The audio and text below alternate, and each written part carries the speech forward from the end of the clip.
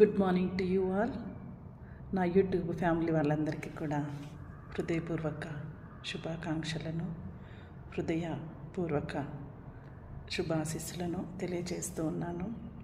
ఈరోజు మనం ధ్యానించుకోబోయే అంశము నిరాసక్తత, ఇండిఫరెన్స్. అంటే సిద్ధతకు దారితీసే ఆత్మీయ శక్తి. సిద్ధతకు దారితీసే ఆత్మీయ శక్తి.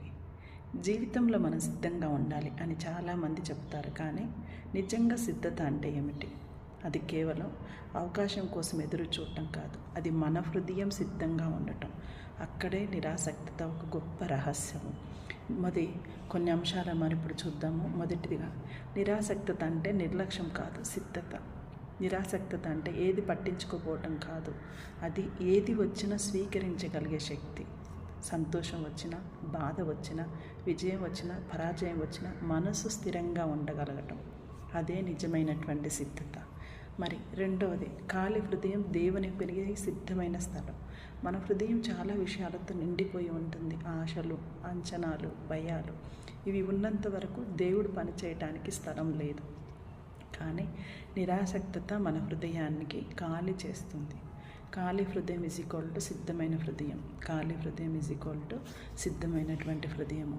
మరి మూడవది, నా ఇష్టం నుంచి దేవుని చిత్తం వరకు. నిరాసక్తత అంటే నా ప్లాన్ కాదు, దేవుని ప్లాన్. నా టైం కాదు, దేవుని టైం. నా మార్గం కాదు, దేవుని మార్గం. ఈ స్థితికి చేరినప్పుడు మనిషి నిజంగా సిద్ధమవుతూ ఉన్నాడు. ఇక నాలుగవది, సిద్ధత అంటే నియంత్రణ వదిలివేయటం.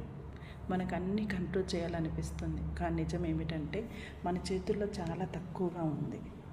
మరి నిరాసక్తత మనకు నేర్పేది వదిలివేయటం, నమ్మటం, అప్పగించటం.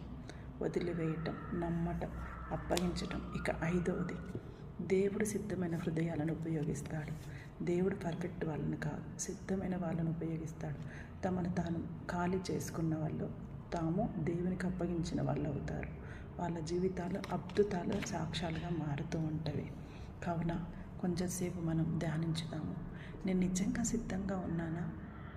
నా హృదయం దేవుని చిత్తానికి తెరిచి ఉందా? నేను వదిలివేయాల్సింది ఏమిటి? మరి ఇక్కడ చివరిగా అంతిమ సందేశం ఏమిటంటే, సిద్ధత బయట నుంచి రాదు, అది లోపల మొదలవుతుంది.